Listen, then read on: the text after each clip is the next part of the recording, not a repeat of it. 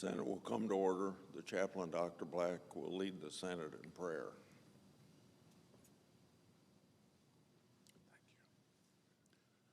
Let us pray. God of second chances, who fills us with hope and peace, sustain our senators and those who work with them with the power of your Holy Spirit. Lord, work in them to do infinitely more than they can request or imagine. Give them a peace which the world cannot give or take away. When they are weary, give them rest. And when they are discouraged, empower them to persevere. Prepare their hearts and minds to serve you and country with humility and integrity as they work together with mutual forbearance and respect. Teach them to seek first your honor and glory, but above all, fill them with your inestimable love. We pray in your great name. Amen. Would you please join me in the Pledge of Allegiance? I pledge allegiance to the flag of the United States of America and to the republic for which it stands, one nation under God, indivisible, with liberty and justice for all.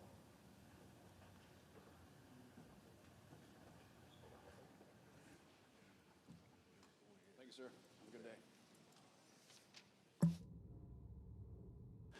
Under the previous order, the leadership time is reserved. Morning business is closed. Under the previous order, the Senate will proceed to executive session and resume consideration of the following nomination, which the clerk will report. Nomination, Department of Homeland Security, Rodney Scott of Oklahoma to be Commissioner of U.S. Customs and Border Protection. Mr. President, President Pro Tem. Today I come to the floor to speak about a favorite topic that my friends know I'm proud of, protecting whistleblowers and the roles that they play in government. I've long held that government oversight can't be done with the patriotic work of whistleblowers. Even department and agency heads need whistleblowers to know what's really going on in their respective departments and agencies. I tell people that come to my office before their Senate confirmation that whether you're in a very small number of employees agency or hundreds of thousands of employees in your agencies, you're at the top. You can't know what's going on at the bottom. And that you need to listen to whistleblowers. And they usually come forward with very important information. When they don't get that respect from the department heads, they usually end up coming to the Congress, and many of them come to the office of this senator. Just this year, to show you the importance of whistleblowers, I made record public exposing the political origin of Arctic frost. Arctic frost is the case that ultimately became one of Jack Smith's cases against President Trump. Anti-Trump FBI agents and Department of Justice prosecutors started Arctic frost based on even more records that I've made public. Those very same anti-Trump FBI agents were involved in the investigation and prosecution of Peter Navarro, now serving with President Trump in the White House, like he did in the first Trump administration. Those agents that took on Peter Navarro were Assistant Special Agent in Charge Tebow and Special Agent Walter Giagardina. Whistleblowers have also disclosed to me that J.P. Cooney wanted to potentially open yet another case on Trump. J.P. Cooney was Jack Smith's deputy. Allegedly, Cooney wanted to use compulsory process to obtain more information. He improperly based that desire to do so in a large part on partisan news outlets. And guess who was included in the communication about the new case against Trump? That same person's name shows up, Special Agent Walter Giagardina. I'll have more to speak on that matter later. Whistleblowers have told me that Special Agent Giagardina openly stated his desire to investigate Trump, even if it meant false predication. I've been able to make all these records public available because of brave, patriotic whistleblowers. They're patriots to the highest order. And a lot of this information that I received from whistleblowers wouldn't have been made available or even known that it existed without the help of these whistleblowers. And because of those whistleblowers, it's now an absolute fact that these cases against President Trump and his associates were politically motivated. My investigative work won't rest. There'll be much more coming from this senator. Now, on another matter, Mr. President, if I can continue for another minute or two, the U.S. regulatory process for approving farmers' tools like pesticides is the benchmark for all global regulatory standards. In other words, the United States agencies that deal with approving the safety of pesticides stands as a measure of how other global regulatory agencies will approve or disapprove of pesticides. Now, I'm going to speak about the MAHA Commission, and I don't know whether that acronym means much to people, but it stands for Make America Healthy Again. Last month, the MAHA Commission released a report taking aim at that regulatory process of deciding the safety or not so safe safety of pesticides. If you undermine our already strict and effective regulatory process, you undermine our global competitiveness.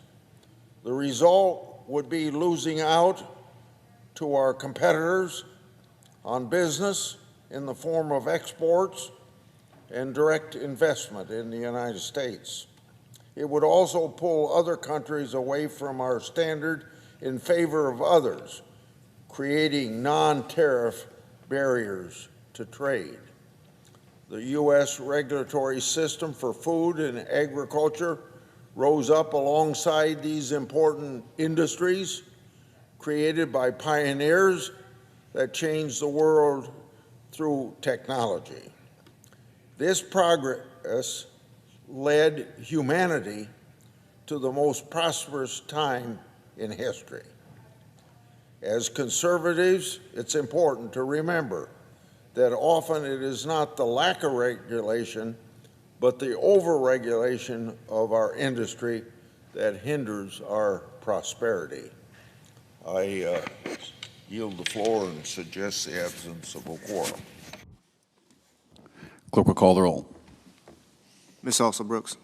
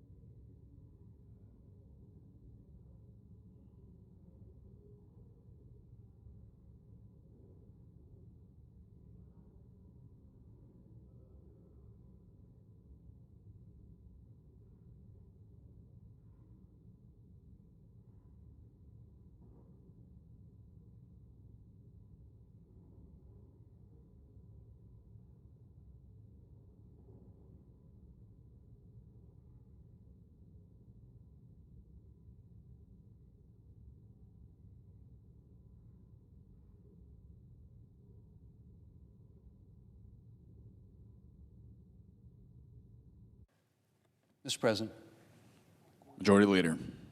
I ask unanimous consent the quorum call be suspended. Without objection. Mr. President, on Monday afternoon, the Senate Finance Committee released the text of the centerpiece of our reconciliation bill, making the tax relief we passed in 2017 permanent.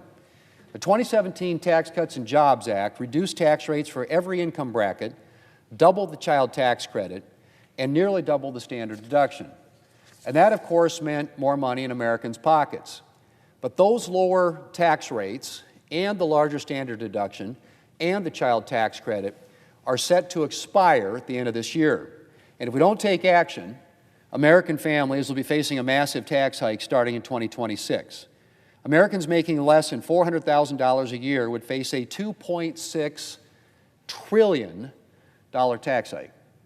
A typical family of four making $80,000 a year would need to send an additional $1,700 to Uncle Sam. $1,700, Mr. President. Republicans promised the American people that we wouldn't let that happen. And with the release of the Finance Committee's text, we are one step closer to delivering on that promise. Our bill will extend the Tax Cuts and Jobs Act's lower tax rates. It will extend the doubled child tax credit. It will extend the nearly doubled standard deduction. But not just extend them, Mr. President, make them permanent. Extending the lower tax rates or the standard deduction was never going to be enough for Republicans. We are making the lower tax rates and the doubled child tax credit and the increased standard deduction permanent so that American families do not have to worry about another looming tax hike a few years down the road. And we're actually going even further by increasing the child tax credit by another $200, again, on a permanent basis. And, Mr. President, that's not all we're doing. We're also going to make life better for the American people by growing our economy. In addition to cutting tax rates for hardworking Americans, the Tax Cuts and Jobs Act also implemented a historic reform of the business side of the tax code. We lowered tax rates for owners of small and medium-sized businesses, farms and ranches, and made it easier for them to recover the cost of investing in their businesses, which in turn freed up cash for them to invest in their operations and their workers. We lowered our nation's massive corporate tax rate, which prior to the Tax Cuts and Jobs Act was the highest corporate tax rate in the developed world, to make American businesses more competitive in the global economy and empower them to invest in wages and benefits for their workers. And we brought our international tax system into the 21st century so that American businesses would no longer be operating at a disadvantage next to their foreign counterparts. And, Mr. President, it worked. In the wake of the Tax Cuts and Jobs Act, our economy grew at a substantially better rate than projected. Real wages increased, unemployment fell to a 50-year low, the poverty rate fell to the lowest level ever recorded, business investment increased. Everywhere you looked, there was positive economic news. Now, Mr. President, when we passed the Tax Cuts and Jobs Act, we were able to make some of that business tax relief permanent. But like the individual tax relief, other provisions have either already expired, are expiring at the end of this year, or in the process of phasing out. That includes lower tax rates for small and medium-sized businesses, the Section 199A small business tax deduction, and full expensing for new capital investment in domestic research and development. Our legislation will permanently extend these key provisions. And between these and other new pro-growth policies, like a provision to boost domestic manufacturing by implementing full expensing for new factories and factory improvements, we can expect to see further economic growth and more jobs and opportunities for American workers. The Council of Economic Advisors, which accurately predicted the economic and wage growth that we achieved in the wake of the Tax Cuts and Jobs Act, is forecasting 2.9% to 3.5% long-run GDP as a result of our legislation. And, Mr. President, that means more jobs, better wages, as much as a $13,327 increase for a typical family, and more opportunities for American workers. It also means more revenue for the federal government, but revenue created the right way, through economic growth, not through higher taxes. And I should mention that yesterday the Congressional Budget Office released a new HR1 analysis, which characteristically, I should say, underestimates the economic growth and hence the revenue that this bill will provide. CBO, or the Congressional Budget Office, did the same thing with the Tax Cuts and Jobs Act, when it estimated revenues would be $1.5 trillion lower than what they've actually been. The Council of Economic Advisors, by contrast, which was most accurate in its modeling of the Tax Cuts and Jobs Act effects, including, I should say, its effect on revenue, tells us that passage of our legislation will increase federal revenues by $4.1 trillion more than enough to offset the CBO's deficit estimate. Mr. President, in addition to promising to make the 2017 tax relief permanent, President Trump outlined multiple other tax proposals on the campaign trail, proposals which were endorsed by the American people with his strong win in November. And with this bill, we are delivering on those promises. We're suspending taxes on tips for millions of tipped workers. We're suspending taxes on overtime for millions of hourly workers. We are suspending taxes on auto loan interest when you buy a new car manufactured in the United States. And we're increasing the standard deduction for millions of low and middle income seniors, making their retirement a little easier and more prosperous. We're also implementing a program to create savings accounts for newborns with an initial deposit of $1,000 to help parents save and invest for their children's future needs. Mr. President, everything we're doing in this bill is for the sake of making America stronger and more prosperous. And nowhere is that more true than when it comes to the tax portion, the centerpiece of our bill. The tax provisions in our bill, from the permanent extension of the lower tax rates to the increased child tax credit to the permanent tax relief for small and medium-sized businesses, will help bring security to American families and prosperity to our country. Working Americans, Mr. President, are going to have a better life because of this legislation. And I'm proud to be a part of permanently extending and upgrading the Tax Cuts and Jobs Act. With that, I want to thank Chairman Crapo and his members on the Senate Finance Committee for their incredible work on the tax portion of our upcoming bill. And I look forward, Mr. President, to delivering permanent tax relief for hardworking Americans and American businesses in the very near future. Mr. President, I yield the floor, and I suggest the absence of quorum. Clerk will call the roll. Ms. Elsa Brooks.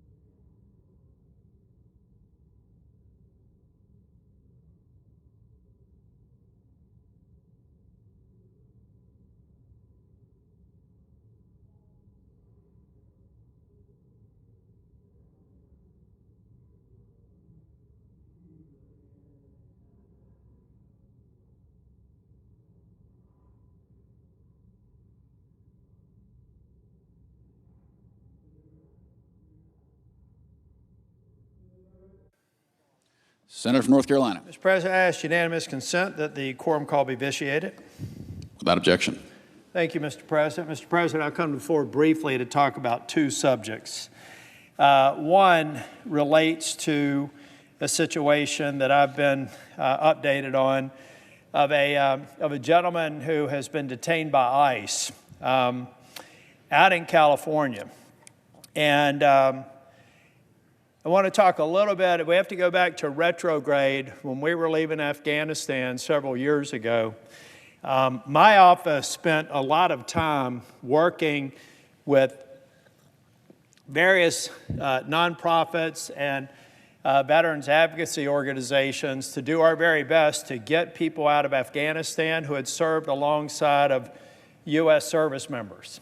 And we met with a lot of success, and thank God for former special operators and others who were outside of the boundary. We were literally in a network of coordinating positioning of families to get to the Kabul airport, HKIA they call it, to get them to a specific gate and get them out, them and their families. Why were we doing that? Because the people that helped special operators and forces in Afghanistan had marks on them. They would be murdered if they were found by the Taliban for supporting and working alongside American citizens, which they did, and many of them lost their lives. Okay, I just became informed over the past day about the detention of a gentleman who had worked for the military as an interpreter, I think for 3 years directly, and then working with a contractor. Unfortunately, he was not one of the ones that got out of, he was in northern Afghanistan at the time. He was not one of the ones who was fortunate enough to get out before the Taliban were allowed to overrun Kabul and subsequently murder and kill a number of people who had worked alongside Americans for many years. Well, it turns out this gentleman was in Afghanistan, as was his brother, and they become a target because they knew that they were working alongside American service members. They murdered his brother.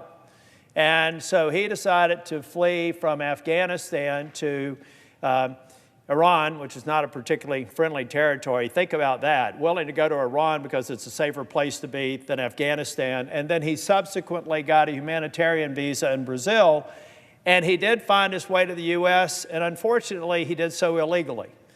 Instead of being in a safe third country, he did come here. He did violate our immigration laws. But he also stood alongside American service members and was getting out of a horrible situation where I think everyone would agree that he needed to get out of Afghanistan. I believe he used the CBP-1 app to try and apply for asylum. He was paroled here in the Biden administration, who did abuse the parole system while he was in office. But at the end of the day, we've got a guy who served along American soldiers, who undoubtedly saved American lives in the process, who was in this country illegally, but now he's in a detention center in California. And all I'm trying to say is, folks, I want you to obey our laws. But for the majority of times, if you come to this country illegally, then I want you to potentially be deported. But you can't cast everybody in that same lot. Somebody that the only reason, and he was also trying to apply for a special immigrant visa under the interpreter program. So all I'm saying is that things are moving quickly. It just disturbs me that we've got somebody in detention who served, by all accounts, admirably alongside American servicemen, probably saved their lives because those interpreters were embedded in the community. And I think we owe it to this person to get him out of detention and into some status to determine what country he should go to. I'm not necessarily arguing that he should stay in the United States, but I am arguing that he shouldn't be in detention in California after his service indirectly and directly for our country. Mr. President, that's all I have to say on that matter, but we're going to be tracking it very closely, and I thought it was important to say that on the floor. Mr. President, the last thing I'm going to leave you with is I sat on this floor yesterday while Senator Padilla was speaking. And I have to tell you that the events that occurred, and I'm saying this because now I hear about a dust-up in New York. Folks, Alex Padilla I consider a friend. And I believe that he was very, very, his emotions were on at a 10 because of some of the things that he's seen occurring in terms of ICE detention, ICE raids. I agree and disagree with him on some of the policy, but folks, we've got to get to a point where elected officials have to take some responsibility for their actions. And we have press conferences here all the time. We have press conference, a daily, weekly press conference out here with leadership. We've got a press room on the 3rd floor. I wonder if we're actually saying it's okay for me to run out here and interrupt Senator Schumer while he's giving his opening statements to a presser to ask him a question. I think that that's inappropriate. I think it would be inappropriate to do it to my Democrat colleagues up in the press room on the 3rd floor. I think it would be inappropriate for me to go out and do that out in the field. So I guess what I'm trying to say here is why don't both sides own up to the fact that they both own some responsibility for what happened there? Senator Padilla should have found a better way to elevate his concerns to the Secretary of Homeland Security rather than going in there and having that dust up. Having said that, there were clearly people in that building that knew he was a U.S. Senator. So the minute he was removed from that situation in that briefing room, then they should have treated him with respect and allowed him to disperse. It was disgusting to me to see somebody wrestled to the floor, anybody, but particularly a U.S. Senator that's in a federal building. So I would just say to those who are tempted now to think that they can act like they're off the hinge and they should interrupt a press conference or threaten police officials to arrest them, to think twice. Step up and be leaders. If you got a point, don't go try and trend on social media by getting in somebody's face. Make a point. You want to make a point, that's what you do. You want to make a difference, then come to the Senate floor and try to figure out how to get your policies through. That's how this place should work. Thank you, Mr. President.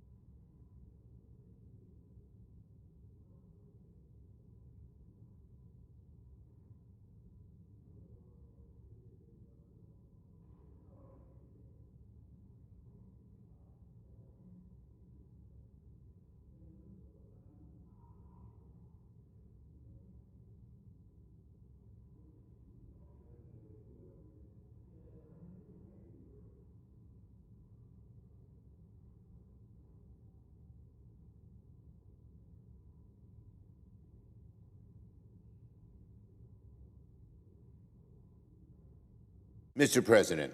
Minority Leader. Are we in a quorum? No. Mr. President, the MAGA Supreme Court majority seems to have forgotten one of its jobs is to protect Americans from discrimination. The Republican cruel crusade against trans Americans infringes on the rights of parents, the rights of kids. Once again, Republicans use these issues to divide America and distract them from their plans to rip health care away from millions of people. We will keep fighting to protect the rights of all Americans. Now, on a classified briefing. As the conflict in the Middle East continues, all of us are concerned for the safety of U.S. troops and citizens and America's interests around the world. For the information of my colleagues, I have requested a classified briefing on the situation in the Middle East, and I believe we will get one soon. I will keep my colleagues informed as more updates arise. On the CBO report of late yesterday, the more and more people look at more and more as people look at the Republican so-called big beautiful bill, the uglier and uglier it actually gets. Yesterday, the CBO updated their projections on the impact of the House bill on our national debt and on our economy. The results are dismal. As the New York Times put in a headline, House policy bill would add $3.4 trillion to debt, swamping economic gains. This analysis is new and different because, unlike their last projection, the CBO studied how the Republican bill would interact with the economy. How many times have we heard from Republicans that we shouldn't listen to groups like the CBO because what they're doing so much stares in the face of truth? They don't want to hear the truth, because when people hear the truth, they don't like what Republicans are doing. So they shoot the messenger. CBO doesn't have an axe to grind. No. And they've always been, their scores have always been accepted by both parties until now. So the bottom line is our Republicans try to discredit CBO because they don't like hearing the truth. But the truth must be told, and we are telling that truth to the American public day in, day out. And we are telling them that these analyses ignore the economic benefit that supposedly come from the outrageous billionaire tax cuts. Well, now we know that even after you take into account any impacts, any economic impacts, the so-called dynamic scoring created by the Republican bill, it is still a loser for working and middle-class families. Only the wealthy gain. The Republican bill will send interest rates higher, particularly 10-year bonds. And you know what that means? It means Americans will pay more and more for virtually everything. When interest rates go up, which the Republican bill will do because it makes the deficit even bigger, it'll be more expensive for the working family to buy a home, a car, send kids to college, run a business, everything. The latest CBO report is a warning to Senate Republicans. Doubling down on the House's reckless spending will doom our kids and grandkids to a life of higher cost. They should scrap the big, beautiful bill entirely and start over. But amazingly, Senate Republicans didn't moderate the House bill at all. No. If anything, they made it worse. It's hard to believe it could get worse than the House bill for working families. But the House, somehow, the Senate Republicans, they're supposed to be not as extreme as the House Republicans, but in this case, more so. After weeks of hearing from one Republican senator or another saying that they'd fix the House bill, that they'd moderate the most extreme elements, what Senate Republicans came up with is just as bad or even worse. The Senate Republican bill is simply put, bigger cuts, bigger betrayal. So today, let's look at 5 ways. There are many, but let's look at 5 ways the Senate Republican bill is just as bad or even worse than the House version. First, health care. The House bill already proposes the biggest Medicaid cuts in U.S. history. Their bill would rip health care away now from 16 million Americans, make over $1 trillion in health care cuts. The Senate bill would add even more roadblocks for working Americans, even parents, preventing them from getting health care. This bill is just repeal and replace by another name. And the Senate bill squeezes hospitals even harder, particularly rural hospitals. It crushes health centers and decimates rural hospitals. Are my Republican colleagues going to vote for a bill that's going to close a good chunk of their hospitals in rural areas?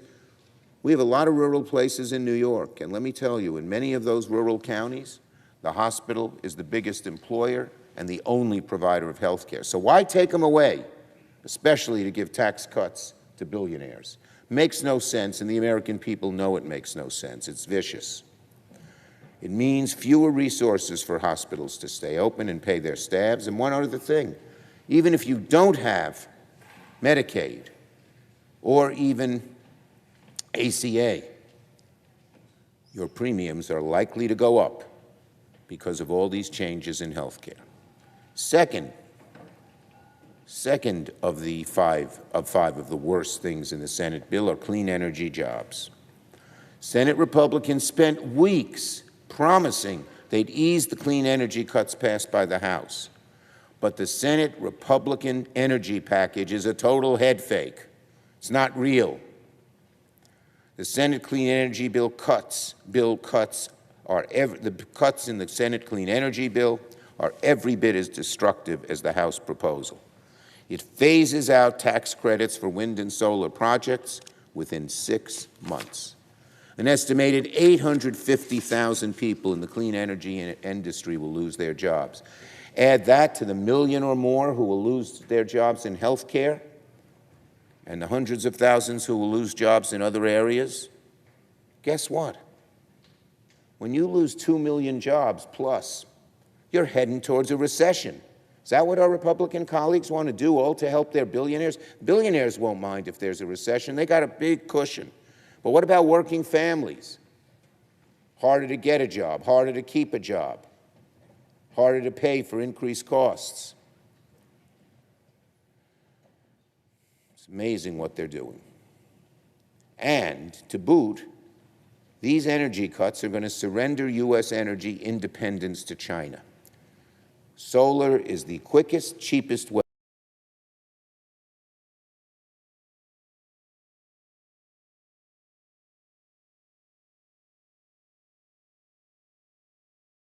And they will have the American consumer at their behest.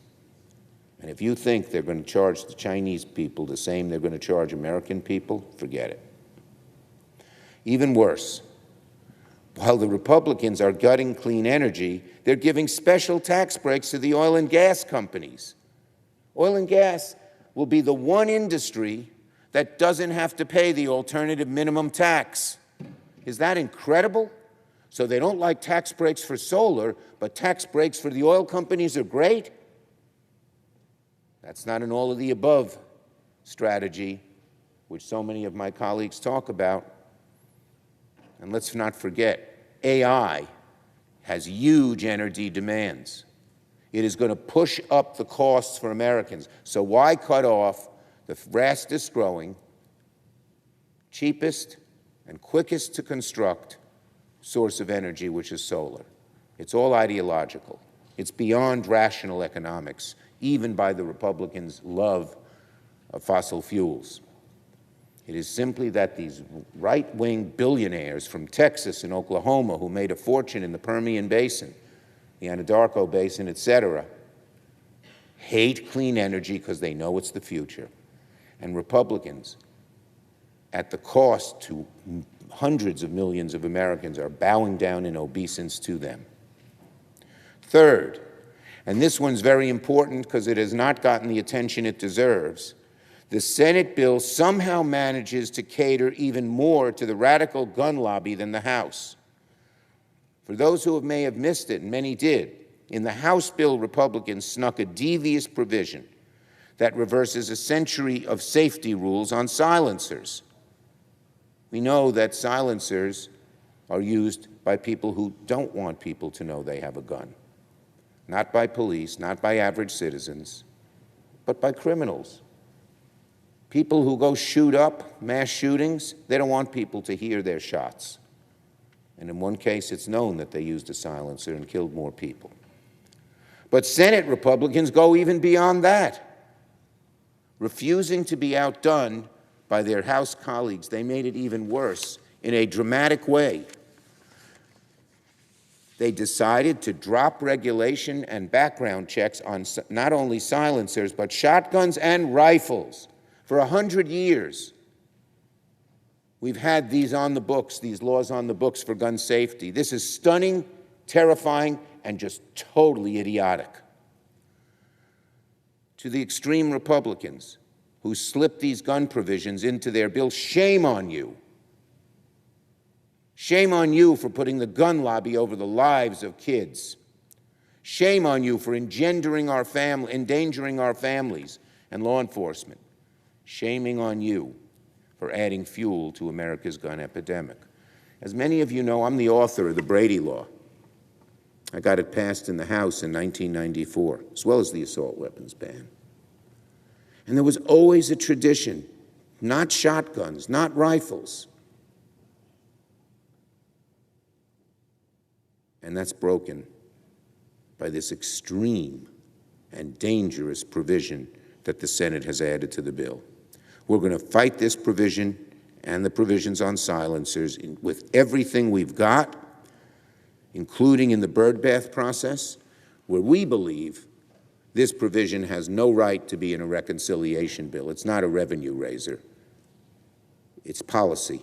It should be knocked out. Fourth, the Senate bill took House Republican attacks on our courts and dialed them up even more. Right now, the Trump administration is losing in court about 95% of the time when its actions are challenged as unlawful. And there are so many actions that the Trump administration is doing that is unlawful. And they're losing. And it's not just liberal or Democratic chosen judges who are knocking these things out. A lot of them are Republican judges, and a good number are Trump-appointed judges. But they're doing their job. They're obeying the law. They're telling the Trump administration, you cannot break the law. Right now, because Trump is losing 95% of the cases, even from his own appointed judges, he's defying the courts with more and more frequency. And Republicans in Congress want to codify the Trump administration's attacks on the courts. The House bill, for those who remember, would have prevented courts from enforcing their injunctions if plaintiffs didn't put up massive security bonds. The Senate bill goes even further, remarkably and disgustingly enough. Senate Republican bill wants to prevent courts from even issuing injunctions against the federal government in the first place if plaintiffs don't put up massive security bonds. In other words, Senate Republicans want to turn our justice system into pay to play. If you can't put up the money up front, then no injunctive relief against the abuses of the federal government, even though those abuses are at a record high. It's a naked attack on checks and balances, a disturbing escalation against judicial independence. Finally, debt and taxes, the subject we are focusing on this week. Senate Republicans, through their proposal, want to pass some of the largest cuts for the ultra-rich in American history and then ruin our children's financial future by making these tax cuts permanent. If Republicans make Trump's tax cuts permanent, our children and grandchildren will be condemned to a lifetime of higher interest rates, higher costs, and diminished potential. Why are Republicans doing all this? Well, we know what their North Star is. Tax cuts for billionaires. They tie themselves in knots. They do terrible damage to their constituents in so many ways, all so they can give tax breaks to the wealthy. This is the big difference between Republicans and Democrats. Democrats believe in lowering taxes for working families and the middle class, parents raising their kids, small business owners trying to grow. Republicans, meanwhile, believe in helping those at the very, very top, even at the cost of dooming our children and grandchildren to a lifetime of debt that Republicans only selectively care about. They believe that helping billionaires and big corporations is somehow going to make everyone better off. That's never worked. When you put it all together, the Senate version of Donald Trump's big, ugly bill is even worse than the House. It makes even deeper cuts to health care. It destroys American clean energy. It raises costs on working and middle-class families, and it rewards those at the very top at the expense of all the rest of us. Finally, on the CPB nomination, today Senate Republicans will confirm Rodney Scott as Commissioner of the U.S. Customs and Border Protection, or CPB. It's hard to imagine a worse, more unqualified, more dangerous choice to lead the CPB in this moment than Mr. Scott. His lack of experience alone is enough to disqualify him from the position. But there's even more. During his time at the Border Patrol, Mr. Scott was directly implicated in the alleged cover-up of the death of someone in Border Patrol custody. These are the people Donald Trump seems to like, people who break the law. He likes that. And there's another one. When pressed by the committee about these allegations, Mr. Scott described his actions as routine. Cover up the death of someone who was in custody, that's routine? This is sick. This is a person who may have covered up the death of someone in the Border Patrol custody, and now Republicans want to put him in charge of border security? No one who allegedly covered up a wrongful death at the hands of law enforcement should ever be named to a position of leadership. The Senate should reject his nomination.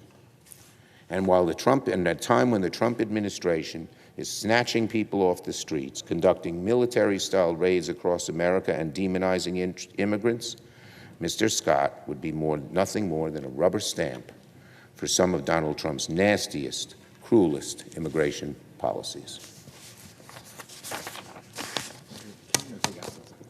I note the absence of a quorum. Clerk, call the roll. Ms. Alsobrooks.